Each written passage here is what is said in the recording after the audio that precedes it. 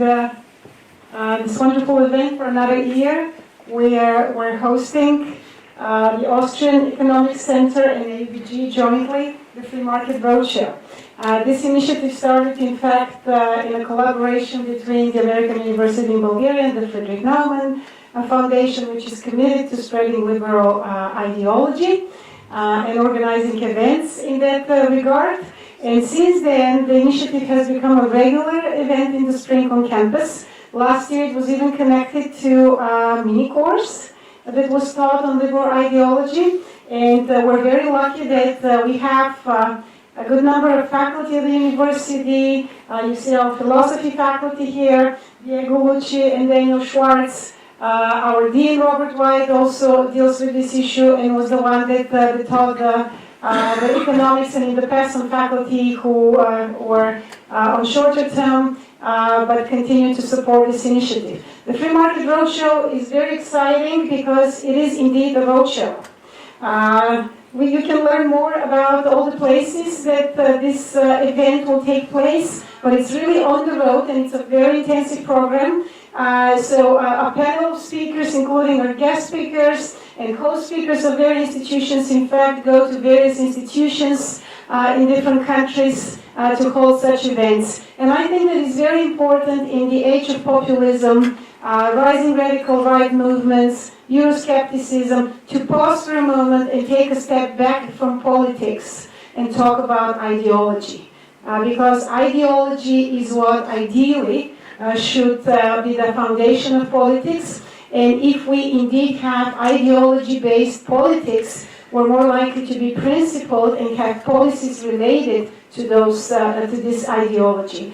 So it is very important that you, as young people and students, understand the role of ideology and how that shapes worldviews and political processes, and that we fight together to uproot tendencies that we have seen ever more so in present days of populist parties who are not ideology bound, who do not have policy continuity, and who are out there to get the votes but without delivering much afterwards. With no further ado, I will pass the microphone to our guests. Thank you very much for being here.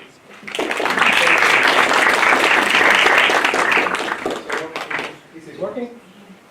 Well, I don't know. I think probably you can hear me anyway. Let's try this one. Because we're streaming, so. Okay. Hello. Thank you. My name is Federico Fernandez, and I am with the Austrian Economic Center. I have the privilege to be in last year with you, and I'm very happy to be back again. And, well, the Austrian Economic Center is the main organizer of the Free Market Roadshow. We do this event in 30 cities across Europe. We started last week, and we'll be touring up to the beginning of May. We are extremely happy to be in your city again in this magnificent campus, and the roadshow, like I told you, is an event that takes place in 30 cities, but it couldn't be possible if we didn't have such great partners as Robert, as Emilia, as all the faculty here, as this university, and Naumann Foundation, of course. If it weren't for them, we wouldn't be able to be here. This year's roadshow topic, I think, is perfectly represented in the two panels that we will have about, your faculty, you know them, and I'm sure they are great, but I also want to emphasize, try to pick the brains of John and Gloria.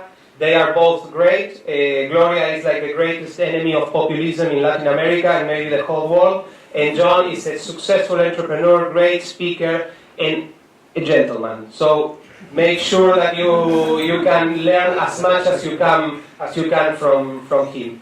Before giving the floor to Daniel, who will be moderating the first panel, two pieces of propaganda. First, we take interns in I see lots of young faces, we take interns in our institute in the Austrian Economic Center. You can come throughout the year. It would be great to have people from this university, from Bulgaria. The information is austriancenter.com. You can find it there, or you can talk to me. I'll be here throughout the whole event. And the second thing, in Vienna, the city where it all began, we are organizing an Austrian Economics Conference in November. You can come as an attendee, or you can submit a paper. It's going to be a great opportunity both for students and faculty of this university to participate. So it would be fantastic if you can join us. Bob Murphy will be there, Mark Pennington from the US as keynote speakers. Will have lots of special events. It's going to be a great thing. If you want to know more about Austrian economics, is the place to be. And it's free for students, so there's basically no excuse not to come. Without further ado, I leave the floor to Daniel, and thank you very much for your attention. Okay, so my role here is just to moderate, so I'll introduce our speakers and then we'll dive in. To my immediate left is Craig Biddle. Craig Biddle is here from Southern California. He's the author of a few books, including Loving Life, Morality of Self-Interest, and the Facts That Support It, and currently a book in progress called Thinking in Principles. And then I can't really beat the introduction you gave to our other speakers from outside. John Chisholm is currently, at least, the CEO of John Chisholm Ventures. Before this, he was successfully started a few companies, or at least two companies that were acquired, one by Google and one by Confirmit. And then Gloria Alvarez, just suggest if you speak Spanish, you can look for her on YouTube. I think she has more views on YouTube than all of our AUG faculty combined. That's a lot of views, but the speech that went viral was the Ibero-American Youth Parliaments. That's from 2014, and she subsequently has become very popular on YouTube, I understand. And I think Diego Lucci needs no introduction. He is our philosopher here at AUG. I think we should dive in. The question for this panel is, what is the proper role of government? We have 4 speakers and 1 hour, so I'd like to ask the speakers to limit their initial comments to 5 minutes. That's nothing to talk about the proper role of government, but after that we can have some back and forth and invite discussion. There's a clock right there, so try to monitor that. If you go over, I might stop you. So let's follow the order. I think it's fair to follow the order of speakers on the program. So we'll start with Gloria Alvarez. What is the proper role of government? All right. Should I use this mic or that? You want to pass this one? Thank you. Hi. It's a pleasure to be here in Bulgaria talking to all of you. So what's the proper role of government? Let me ask a question. How many of you are from Bulgaria or any country of Eastern Europe? Raise your hand. Great. How many of you have a relative, a grandmother, a grandfather, a dad or mom who thinks that under communism things were better than right now? Raise your hand. Great. This is the reason why communism or socialism, after 100 million deaths, is still cool. It's like the zombie that never dies. Why? Because for communism, the role of government is everything. Okay? Think it as in a football match or a soccer match, because we're not in the States, we can call it football. For people who embrace liberty, the role of government is only to be the referee, okay? Watching the match in between the citizens, who are the players, and all these citizens have different talents. Some of them can be tall and not as quick, but they can, strike goals more fast. Some of them can be quicker. We're unequal. Since the moment we're born from different moms with different genes, inequality is a reality. And although people are obsessed nowadays with material inequality, the actual inequality that harms the poor or the people who are not as advantaged in society is the inequality under the law. I come from a region that if you are born from certain social class down, even if you're innocent, you're going to rot in jail, because you don't have enough money to bribe the authorities that can take you out. Whereas if you're born from one social class up, it doesn't matter, because daddy or your grandfather, if they are from a known family, will save you.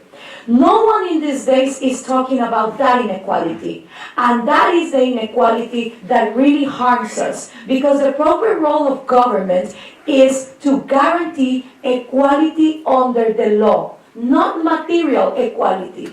People who are obsessed with economic equality make us think that if only all human beings would have the same amount of material stuff, then we all will be ethic and we all will be moral. Now, what's that list? I would love to know what's that magical Santa Claus list. How many PlayStations, helicopters, yachts, iPhones, how many houses? Like, what is the amount of material stuff that, according to people who are obsessed with equality, we should all have? So because of this, governments are becoming populist. Because instead of talking about equality under the law, they are obsessed with talking about material equality. And they start giving you free stuff, which if there are economic students here, you know that there's no such thing as a free lunch, right? Because, I mean, hospitals don't grow in trees. Someone has to build them. Some doctors have to work on that. And unless you like slavery as a method of economics, you have to pay people for the jobs that they do. So free is not free. It just means that someone else is going to be the dumb one that is going to pay for your stuff. And in the moment someone else has to pay for your stuff, there's no anymore equality under the law. Because it means that someone is being expropriated from their own stuff so that other people can get free stuff. Now, who decides who are the privileged ones that will get free stuff and the ones that should pay for this? Well, they talk to you about the 1%, right? It turns out that we are now encouraging in this society to be mediocre. Because if you're mediocre, you're going to receive free stuff. Whereas if you're successful and you create jobs and you have money, guess what? You're going to be more punished. Imagine you send that message when you're in your classroom. The more you effort yourself, the less grades you're going to get. Whereas the lazy one is going to get scholarships and he can travel abroad. It doesn't work, right? But that's what we are incentive in this society. And along from that, we expect government to be our nanny, to be our sports person, to tell us what art we should consume. The government should tell us what to eat, what to read, what to think. Now, the proper role of government is only two things: security and justice, equality under the law, with 3 rights. And rights are not necessities, are not material necessities. You are born with 3 rights, and no one has to give up anything for you to have them. Your first right is your right to be alive. Once you're born, that no one kills you, that no one harms you, that no one rapes you. That's the right to life. The second right is your right to your private property. Private property starts with your mind and your body. It's not just material stuff. And your third right is liberty. Now, for these 3 rights to exist in yourself, life, liberty, and private property, you don't need someone else giving up their own rights. Thank you.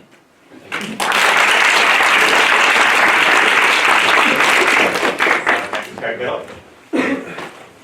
Hello all, and thank you for coming. I agree with literally everything that Gloria just said. I want to take what she has begun with here, and I want to go a little bit deeper. And I want to point out that, yes, the proper role of government is to protect individual rights. She named 3. I'm going to name a 4th, and that 4th is going to be relevant to a deeper point that I want to make. What happens when the government does protect our rights? Now, first of all, what does it mean to protect rights? It means to ban the use of physical force against human beings, physical force or coercion, and this includes fraud and extortion and the sort of indirect forms of force. So what it means to protect individual rights is to leave the individual free to act on his or her own judgment and to pursue the values that he or she sees fit for her life. Well, when you have a government that does this, when you have a government that does one thing and only one thing, and that is protect rights, it enables people, every single individual, to pursue his or her own values unmolested by anyone else. Well, what happens when people do that? Not everyone, but the vast majority of people will, under those conditions, work to make their lives the best that they can be. They'll try to find a career that they love, that makes them happy, that fulfills them. They'll try to make enough money to do the kinds of things that they want to do. Not everybody wants to be super rich. Somebody might love gardening, and so he becomes a gardener. Well, that's not going to make him as rich as Jeff Bezos, right? But it might be very fulfilling for him. So what we can see right there is that money is not the end-all, be-all of personal happiness in someone's life. Under a free market where individual rights are protected and the government does that one thing, you pursue your values however you see fit. There's a name for this, pursuing your values and not being forced to do things that are not good for your life and choosing to do only things that are good for your life. There's a name for this activity, and it's a name that's usually thought of as negative, that's usually thought of as bad. And that name is self-interest. What people do typically when they're literally free by law, by protection from the government of their rights, they pursue their own values. And they do their best not to give up greater values for the sake of lesser values. In other words, they don't give away $1 to get a dime. And they don't give away a car to get a hamburger, right? That would be a sacrifice. That would be something that's bad for your life to do that. What people do when they're free to act on their own judgment, typically, is they seek to make gains, not losses. They seek to trade and make investments instead of to make sacrifices. They act self-interestedly. Well, this fact is the key to the problem of excessive government, of government doing more than protecting rights. Almost all of us were raised to believe that self-interest, or being selfish, is bad. And insofar as we accept that idea, we will advocate a government that forces people not to be self-interested, that forces people to give their values to others, that forcibly sacrifices the individual for the group. And the reason that I want to go into this deeper level is because very little is going to change at the political level for the better until we all start to realize that acting in your own self-interest, pursuing your values, and not sacrificing for others is morally correct. It's the right way to live. Now, acting in your self-interest does not mean stabbing people in the back to get what you want. First of all, that's not how you pursue values. The way you pursue values is by having wonderful relationships and producing goods and trading them with others. Moreover, because we do have rights, the right to life, liberty, property, and I will now add the pursuit of happiness, which is a uniquely and obviously self-interested value or right. If you have a right, if you should be free from force so that you can pursue your happiness, you're going to do that. Well, if it's wrong to do that, then if you believe that it's wrong to do that, then you're not going to advocate a government that permits you to do that, right? You're just not. And so the fundamental problem that is haunting not only Europe, but also America today, is that people do not accept the idea that self-interest is good. They think that self-sacrifice is good, and because they think that, they think we need a government that will force people to sacrifice. So my big piece of advice at the beginning of all of these discussions is open your mind to the possibility that sacrifice is wrong and that self-interest is right.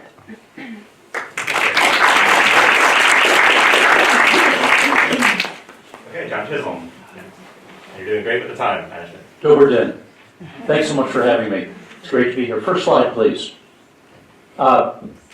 What is the right government for Bulgaria? Well, only you can determine that. You are the next generation of Bulgarians, and it's very much up to you. You can be inspired by and informed by what forms of government work or do not work in other countries, and of course in Bulgaria's past. But the right government for Bulgaria may be different from what's used in other countries, may be better than what's in other countries. So all of this is up to you. In this brief 5 minutes with you right now, I'd like to only do two things. One is share with you some things to think about as you think about what's the right and best government for Bulgaria, and two, make you aware of all the resources each and every one of you already has, so that you can achieve whatever you want to achieve including making the right government, but of course doing lots of other things as well. Okay, so do I control this from here, I presume? You have to turn it on. There's a switch on the side. Okay, all right. All right, great. Many of the ideas I'll be sharing with you are taken from my book, Unleash Your Inner Company. There's a copy right here, and somebody in this room will win a copy of this book today.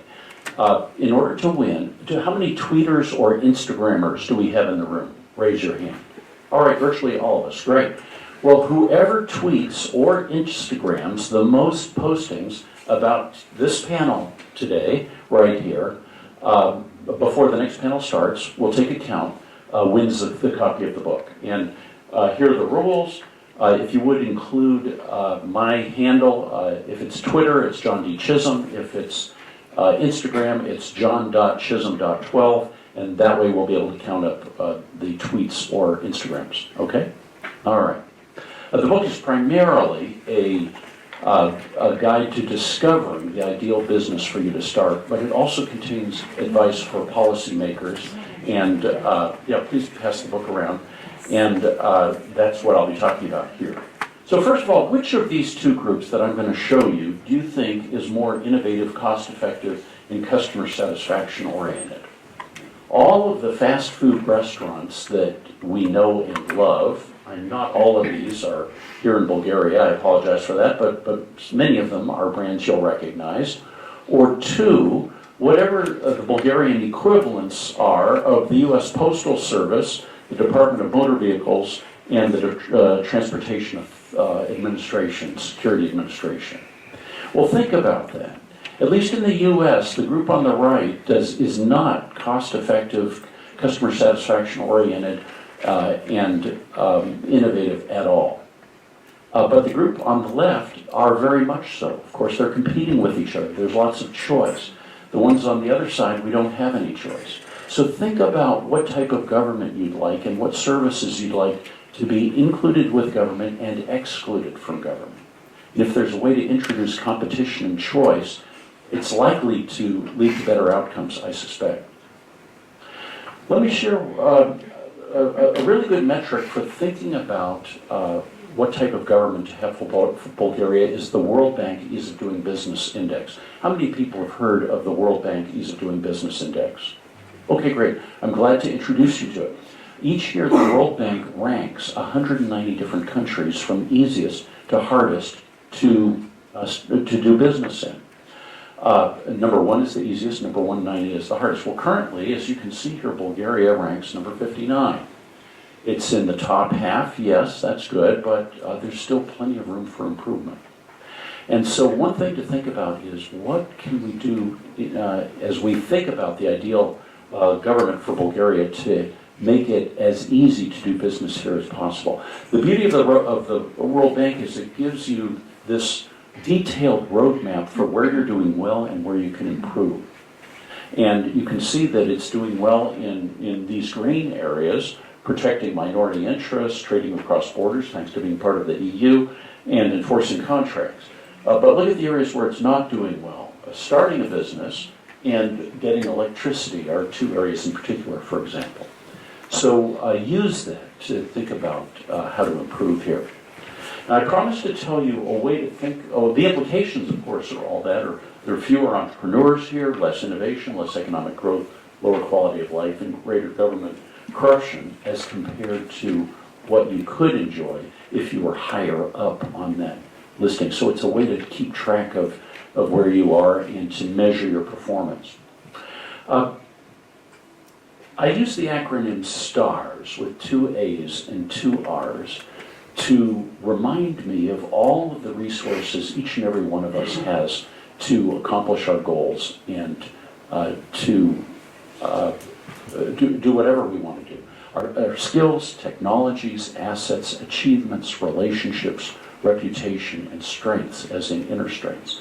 And a very worthwhile exercise, regardless of where you are in life or what you plan to do, is to take out a big sheet of paper and make 7 columns on it. Put one of those words on the top of each column, as shown here, and write down as many things as you can think of that you have as resources under each of those categories. It's a good exercise to do with someone who knows you well, because they will see strengths and resources in you that you don't see in yourself.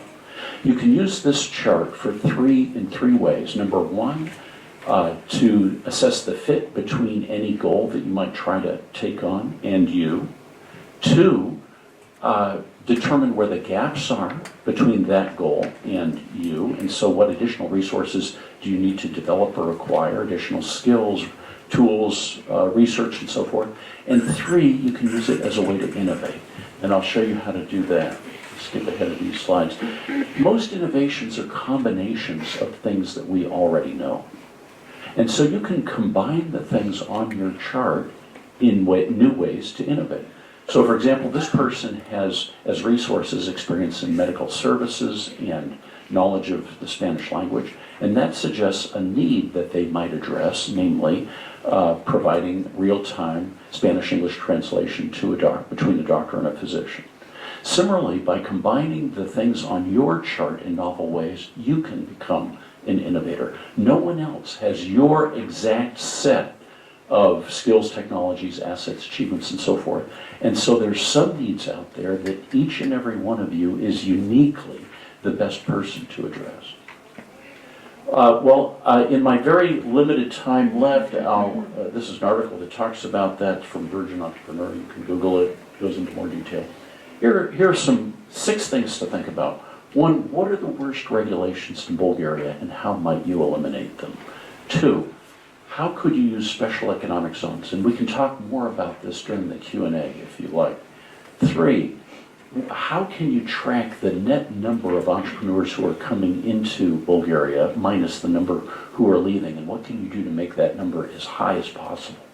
Because unless you have a continuous stream of entrepreneurs coming into a region, you won't have sustained economic growth.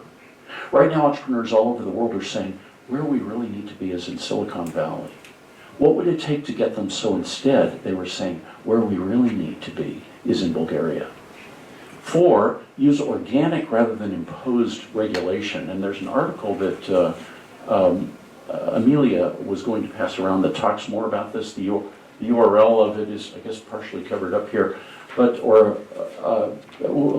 ask me about organic versus imposed regulation. Oh, here's the article. Is that correct?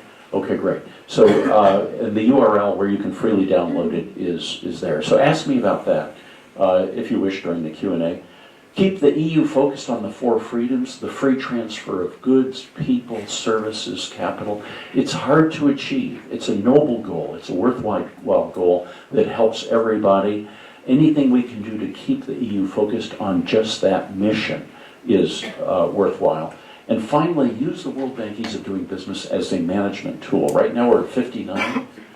An achievable, aggressive goal is to cut your rank in half in the next 5 years to 29 or 30. And from there to be number 1. You can do it. India improved its ranking from 130 to 100 in 1 year. You can cut your rank in half in 5 years. So those are some things to think about as you think about what's the ideal government for Bulgaria. Looking forward to talking about it with you more during the Q&A. Blagodaria.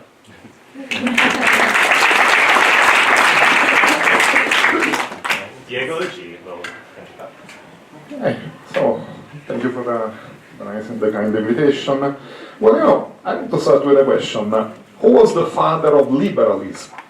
The philosopher who is labeled the father of liberalism. 17th century English, John?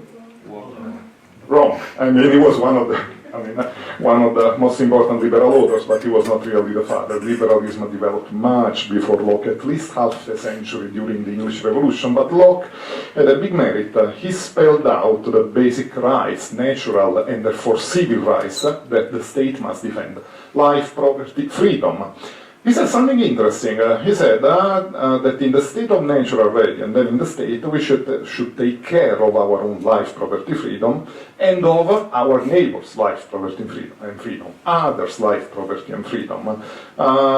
He was a humanitarian philosopher in many respects. He thought of our duty. He actually affirmed our duty to respect others' like rights and also to promote others' like rights. The problem with Locke is that he did not go beyond these very simple and minimum clarifications. So this idea that the state must protect life, property, and freedom can be stretched as much as one wants. If we stretch it too much, there is the risk to experience collectivist regimes, socialist regimes once again, in which the state plays a very, very active and intrusive role.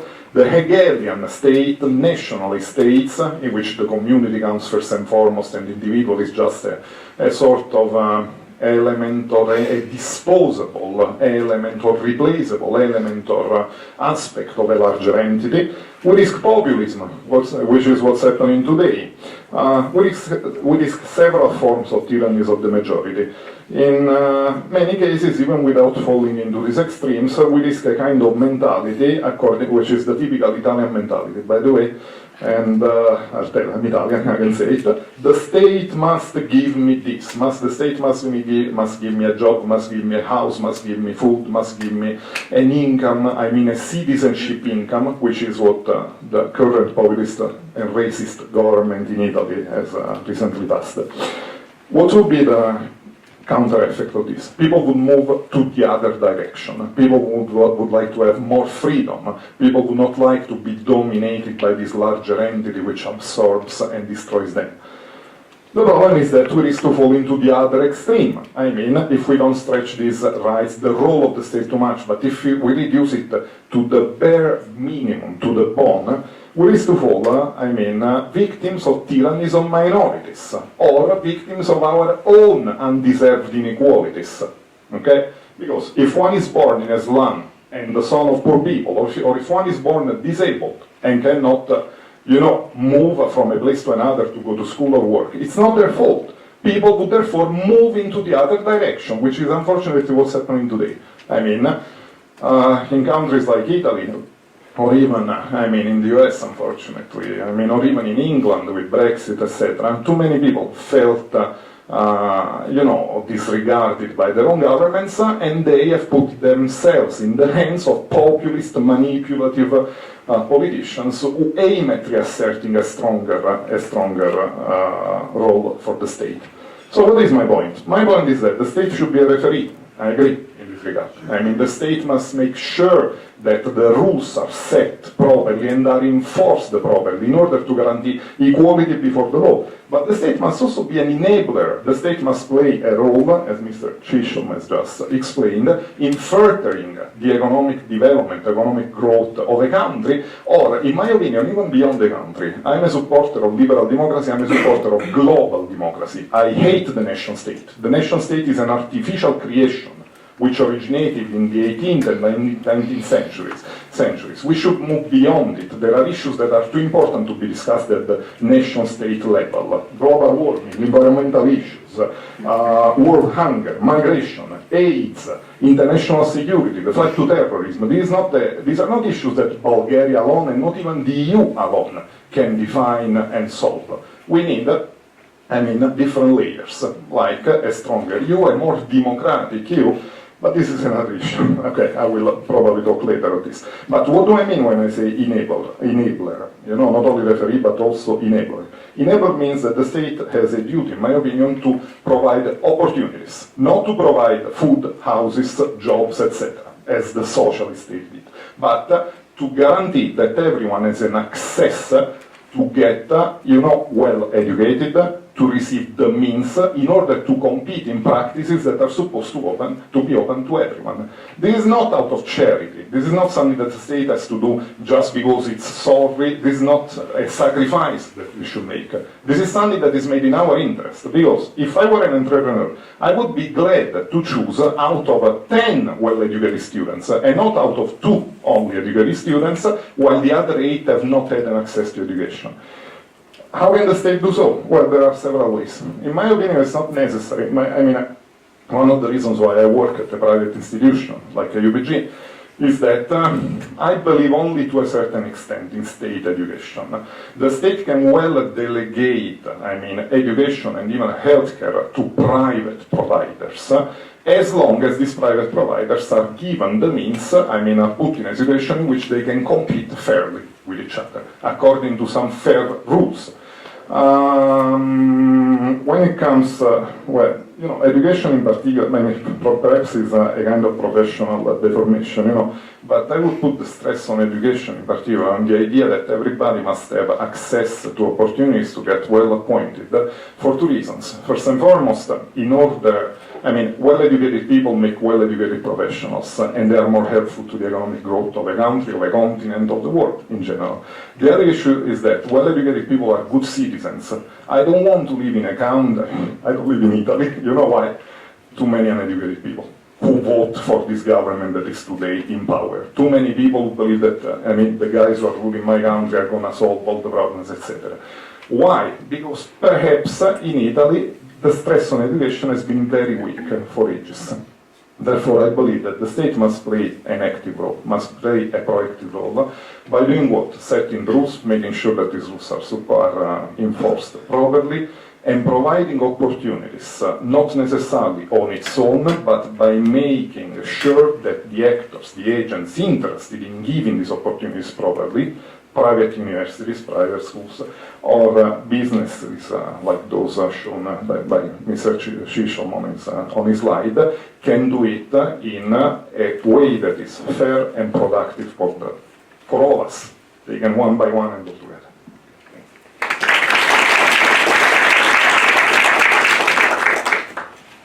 We can move directly into questions, if there are any. Yeah. I have a question to the lady that spoke first. Given your speech, would you say that you are approving people being homeless? No, it's not that I approve people being homeless. I approve people doing whatever they want with their lives. And I think that when you have a state that focuses on what they should do, like for instance, I come from Guatemala, right? My dad is from Cuba, my mom is half Guatemalan and half Hungarian. So in my family, there's the experience of having to leave a country, Hungary and Cuba, because there was this, bright dictator that thought that he could know for everyone what should they do with their lives. And these experiments always end in the same: misery, hunger, genocide, jail, or escaping. Those are your alternatives, right? So in Guatemala, for instance, you have a government that does a lot of what it shouldn't do. It makes business impossible. 80% of our economy is informal, because being formal and paying taxes is a headache, and you have to go through corruption. There are 11 violent deaths every day. There is a robbery every 6 minutes. So as you can see from your 3 basic rights, life violated 11 times every day. Private property, a robbery every 6 minutes. And curiously, our currency is called quetzal, okay? For every quetzal that we pay in taxes, the 20% of the people who pay taxes, because 80% is in the informal economy, from that quetzal, only 2 cents go to security and justice. 98 cents go to any other invention. Let's give money to the widows. Let's make an orphanage for kids. Let's help the homeless. Let's do, whatever secretary for the youth. If the basic human rights, life, liberty, and private property are not being respected in a country, then anything else that you create will only lead to corruption, excessive bureaucracy, and inefficiency in a government. So the proposal is this: an individual can stand up in his or her own feet, as long as there is a government that guarantees that if someone wants to kill you, that person will go to jail. That if someone wants to rob you, that person will have a punishment. If the government can guarantee you that those basic rights will be respected, then you You can choose standing up in your own feet and choose your life. Now, once you choose your life, you can choose to be a homeless, right? Or you can choose to be a millionaire, or you can choose whatever you want, because there's a lot of rich kids, sons and daughters of drug dealers or oligarchs, who waste the money of their fathers and grandfathers in discotheques, in drugs, in prostitution. I mean, I don't believe of this idea that the amount of money in your wallet is what determines if you're a good or a bad person. Because there is a lot of poor people that struggle to get out of that, as well as there are a lot of rich kids who don't care about any of the things they could be doing with the resources, with the stars that they have, that John showed us. We have a serious homeless problem in my home city, namely San Francisco, California, in spite of its great wealth. The problem is entirely of our own making. Zoning and regulations are causing it. And I'll explain. Two main things in particular. One is we limit how much new housing can be built, and that keeps the price of housing artificially high.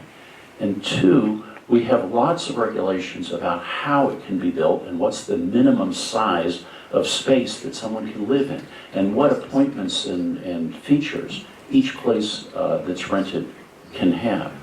Some people need and want those features, but other people don't. And as a result, it makes housing unaffordable for a lot of people. It's like, imagine climbing up a ladder, but you cut out the bottom rungs. Some people won't be able to get up to the first rung. That's what we've done with housing, and as a result, there are a lot of people who are homeless. What's the solution? Relax the constraints, the regulatory constraints, relax the zoning constraints, enable more housing to be built, especially low-cost housing, and let the system equalize itself.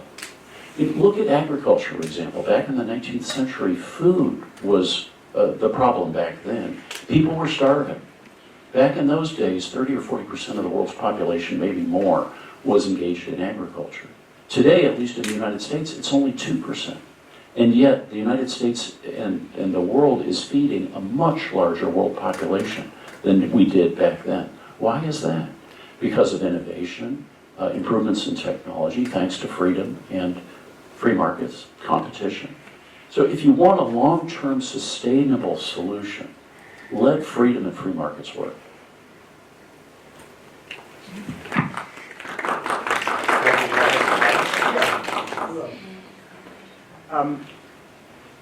Why is it that some people are homeless?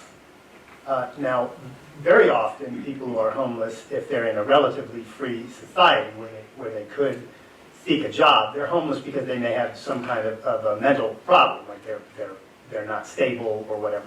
But let's set those few aside and just talk about the people who are homeless because they just don't have enough money to have a home.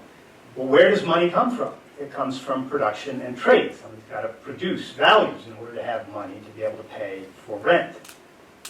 Well, let's look at just two aspects of statism, whether it's socialism or fascism or communism or any other form of statism, that retard this.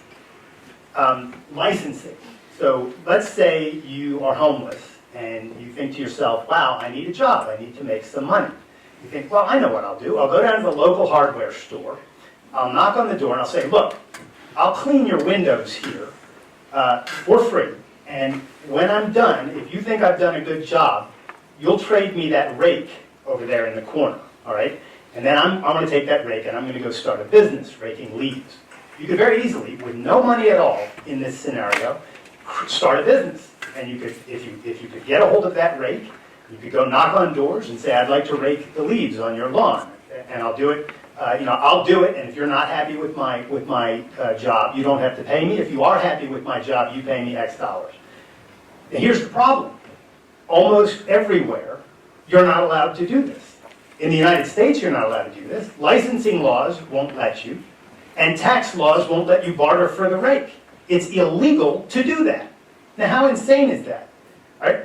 Part of the problem that drives homelessness is regulation. Right? Another part of the problem that drives homelessness are things like minimum wage laws. Okay? There are a lot of people, and I have to speak about the United States because I don't know what the laws are here relative to this issue.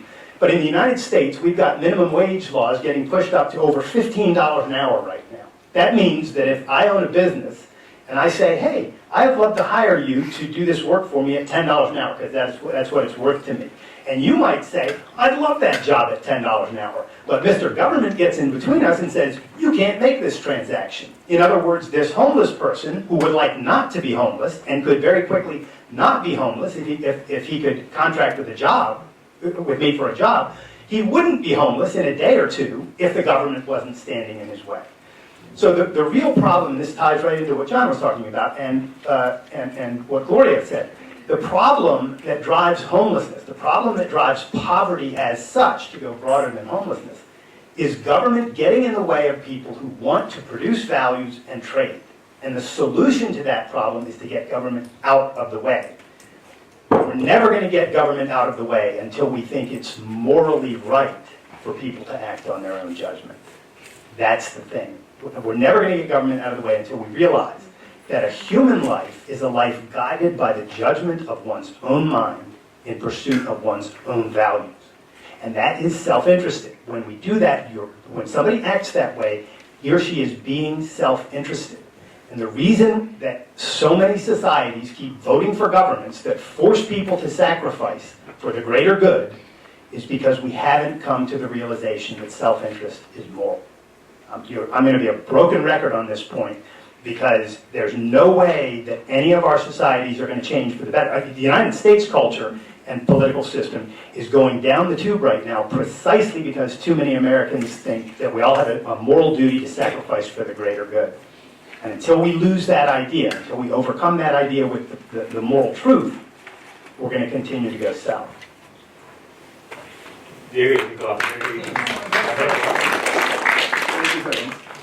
Yeah, I agree with Gloria that if the government does not safeguard our security, it cannot do other things. It will be like, a fridge full of, for instance, sauces, but without no real food. You know what I mean? On the other hand, I think that the repressive, I don't know if it was what you meant, but the repressive function is not enough. We had this problem in Italy. I told Dan, we took a taxi together in the morning, and I told him, I come from an area of Naples where you cannot take money from an ATM. You cannot take cash from an ATM because you will be robbed. I mean, you have 50% of probabilities of being robbed if you take more than 100 euros from an ATM. What is the government doing now? They are sending 600 more policemen. The one is that 600 more policemen don't solve the issue. Don't solve the issue because there will still be people who will be robbed by others. Perhaps less, but there will still be. So what is the solution? The solution is to understand why people go and rob. Lack of education, lack of understanding of their duties, lack of understanding of other people's rights, lack of opportunities to learn a proper job or to receive education and then to aspire to more. So it's good to send 600 more policemen. That's okay. I agree with Mr. Salvini in this respect. But also make sure that new schools can be opened there, that new businesses can be opened to teach boys, young men, how to make a pizza or how to make a table so they can find a proper job. This is what the government can also do in order to guarantee our security and our good. This was more as a compliment than about the homeless people. Okay, we can go to another question. Antonius? What do you think should limit the government authority if we support the idea of social institutions, different families, religions, and these kinds? Can you repeat that question? What do you think should limit the government authority? Oh, okay. So what do I think should limit the government's authority? One principle, and that is the principle of individual rights. And the principle of individual rights is the recognition of the fact that in order for a human being to live as a human being rather than as a slave or a serf, he must be free to act on his own judgment. He must be free to pursue his own values. Why is it that slavery is wrong? What's going on in the context of slavery? Take slavery in the antebellum South in America. So you have these black human beings are enslaved by white human beings. What's going on there? the black slaves were not free to do what they chose to do with their lives. They weren't free to go get a job and to keep the product of their effort and to buy things with their own money. That was taken away from them. And what the fundamental is that was taken away from them is their freedom to act on their own judgment, their freedom to pursue their values. This is what government must protect. And this is what the principle of individual rights is all about. It's the recognition of the fact that in order for human beings to live as human beings, rather than as slaves or serfs or puppets of a government, they must be free to act on their judgment. So the proper limitation on government is the principle of individual rights, and normally for this to work, you've got to have a written constitution that says that the government is limited to banning physical force from human relationships, and that its only proper function is to use retaliatory force, and only to use that against human beings who have used force against other people. So if you put a gun to my head and try to steal my money after I took it out of an ATM, the policeman can come up and say, nope, can't do that. He can arrest you and take you down and either throw you in jail or depending on how the court system works, deal with that breach of my rights that you just committed. What the government can't do is come put a gun to my head and say, well, the criminal can't put a gun to your head, we the government can. That doesn't make any sense. That just means that a larger group of individuals, namely the state, the community, they can put a gun to my head and take my money? It doesn't make any sense. What one person cannot do morally, a group of people cannot do morally. So if it's immoral to steal, if it's immoral to force people to act against their own judgment, then we need a law that stops that. And it's not only immoral to force people to act against their own judgment, it's anti-life. It makes it so that they cannot live as a human being. They cannot act on their own judgment. So that's the one thing that government needs to protect, is your right to act on your judgment. Now, how a government protects that is a very complex matter. There are all sorts of aspects of human relationships on personal levels, on business levels, and so on. So there's a lot to talk about how to protect that right. But until we have in our minds that that's the ultimate goal and the proper purpose of government, we're never going to get to the work of figuring out exactly how to do that. Thank you. Okay, yeah. Okay, so do you think that globalization has had an effect in the mass externalization of ideologies and the rise of populism? And what do you think the proper government's position should be on globalization? That to me?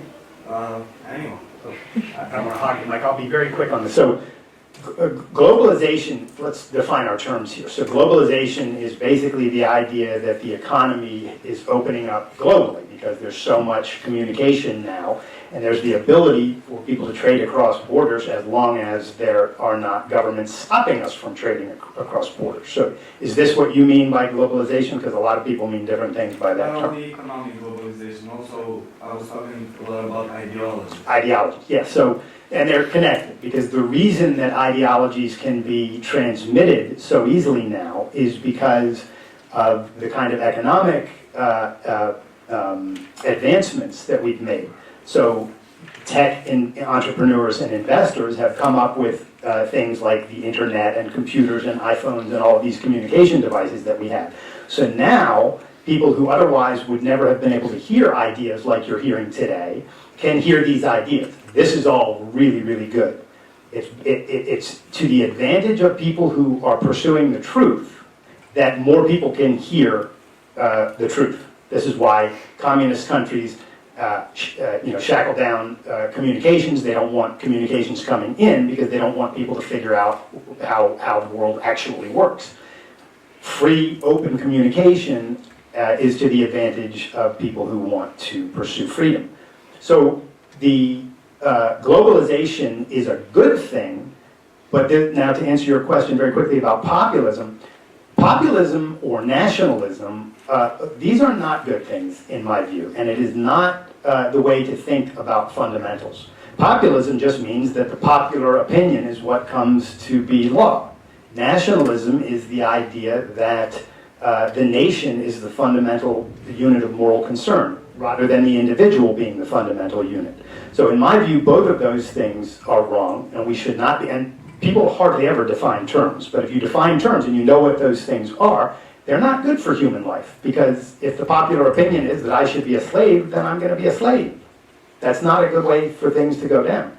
What we need is we need to define our terms. We need to say the purpose of government is to protect individual rights, we need freedom, and we need the kind of social system that enables all of that. And the word for that is capitalism, which you can ask me about later.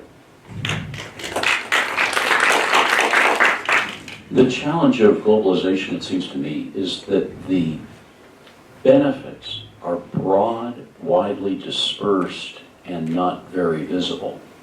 And the costs are concentrated among generally a relatively few number of people, and to those people quite visible. Let's use steel imports, for example, in the U.S. Having a low-cost source of steel for all of the manufacturers and consumers in the U.S. is a really good thing.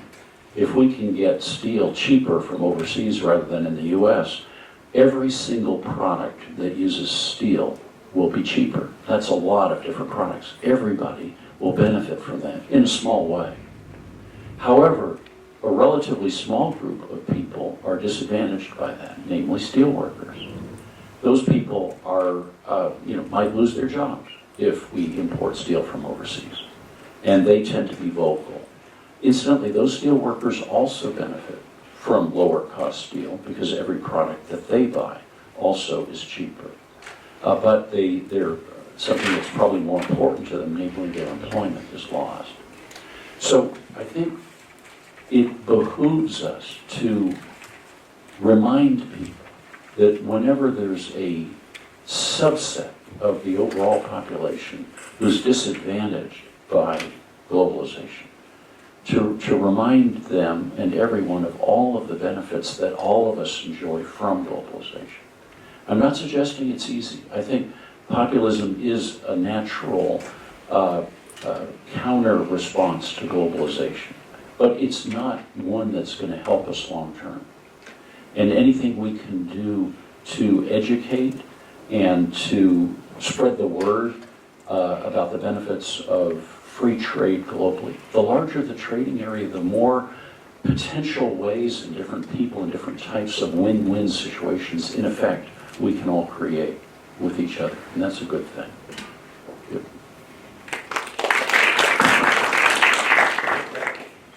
This is a question for Gloria. I know you're an advocate for the voucher educational system by which people get to choose where to send their kids to school. As I know you're running for president of Guatemala, I want to ask, what are the government instruments that you will use to implement your proposal? Thank you. I think it's the first time a Guatemalan candidate makes it to Bulgaria with its presidential campaign. Thank you so much. The voucher education is amazing because instead of subsidizing the teachers, which usually, at least in Latin America, they create these unions and they teach only what they want you to know. And this is why all the education in Latin America is Marxist.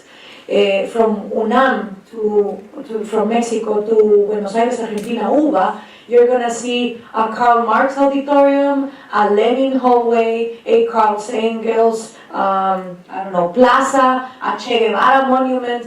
So when something is repeating, not 2 times or 5 times, but 15 times along all Latin America, it's not coincidence, it's not a spontaneous order. This is a strategy.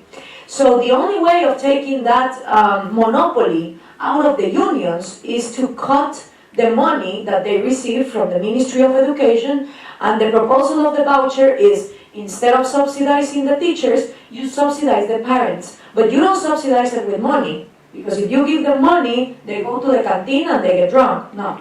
You give them a voucher, and in this voucher, you're very clear that it's only valid for you to exchange for I don't know how you call it here, middle school, okay? For 1 grade of middle school.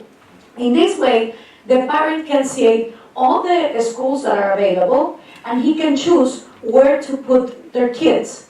In this way, you create competition within the schools. There are still schools, funded by taxes, but the shift that you're doing is who are you giving those taxes to? And so the schools that are more efficient, where the teachers show up with the better classrooms, with the better computers, are going to have more vouchers because more people are going to do that. How would I do that? By being president of Guatemala, I would have to abolish the current union that is preceded by one guy for the last 25 years, and he steals 93 cents of every quetzal that we pay in education. He steals it. So this is why our schools look like the medieval times of Game of Thrones. They don't have toilets, they don't have floors, they don't have computers, let alone books. It's because this guy has been stealing 93 cents of every quetzal for the past 25 years. The executive power does have the will, the constitutional power to do so. It's just that no one in Guatemala is interested. But would there be a nominal limit in terms of money of how much that voucher would be valid for? Well, you would have to restructure the actual schools in the sense of, right now schools are in such a bad infrastructure that first you would have to establish that for the 100% money that you receive, how many percentage has to go to rebuilding some schools. And then for the rest, what you have to do is changing the incentives of the teachers. Instead of having a flat salary, they would have more salary the more students they get in their classroom.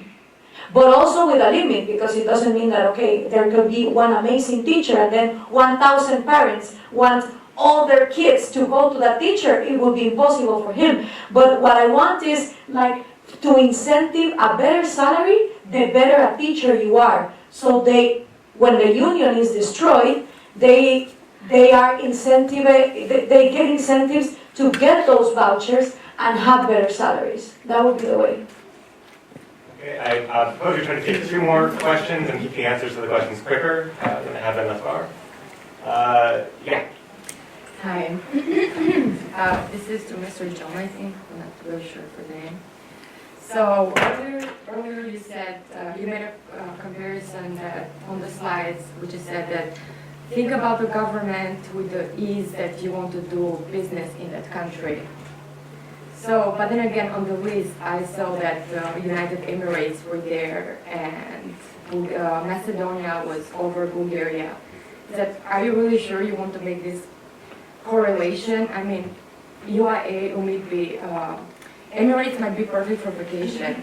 Then again, I would not really go into business there because I might get stoned to death if something goes wrong. And Macedonia as well. If my business doesn't go really good in Macedonia, there is 40% of Albanians who are going to get up and be like, what are you doing? You cannot do this. And then there is the Macedonian part, they're going to say the same. So what I'm saying is that not every country which is easily done businesses, they're not the perfect governments. Because you can easily bribe in these countries, which means you can make your business flourish at maximum.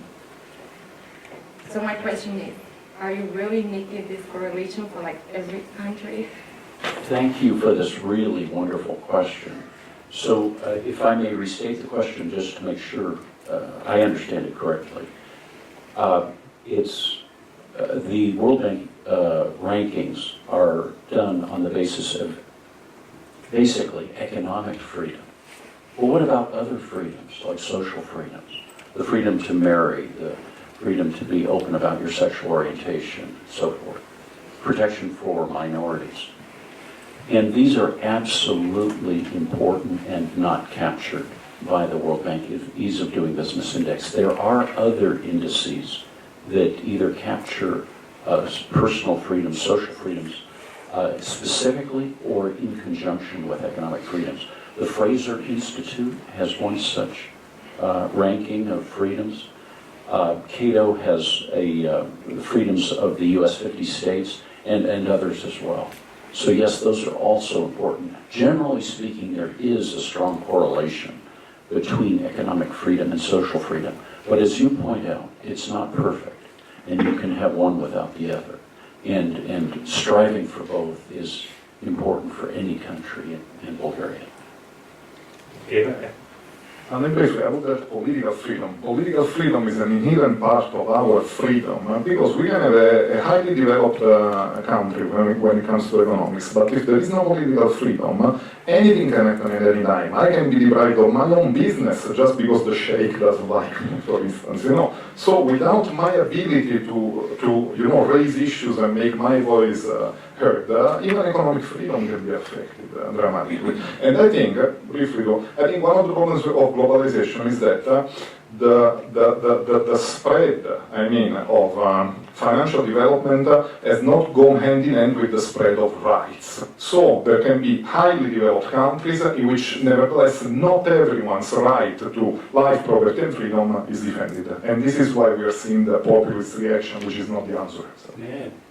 Yeah, just one more thing. I only very recently became aware of how profoundly the real action in the U.S. Constitution is in the Bill of Rights, the first 10 Amendment. And so as part of your thought process of thinking about what's the ideal government for Bulgaria, look very closely at the U.S. Constitution and the Bill of Rights, and all the other amendments as well, of course. But the Constitution itself is primarily an administrative document. The Bill of Rights are where all of the freedoms are articulated. Anyway, look closely at that, be inspired by it. Thank you. So just a quick question to Professor Lucci. How would you compare the stress on education in Bulgaria and in Italy? Oh, I think there are common problems in all of Europe, not only in Bulgaria and in Italy. Italy spends a very, very low budget of its state resources for education and research at university. I think Bulgaria suffers from the same problem.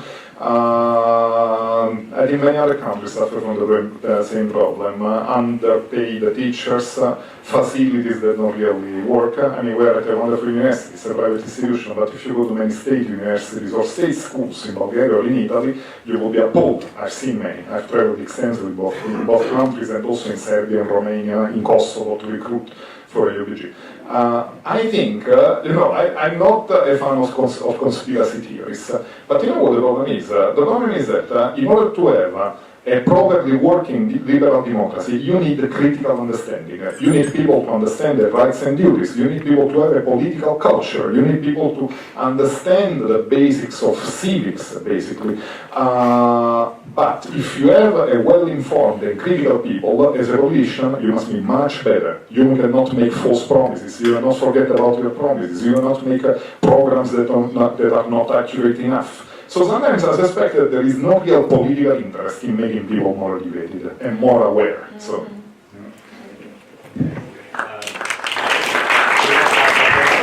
There's a short break for coffee, and then we'll resume with the second panel.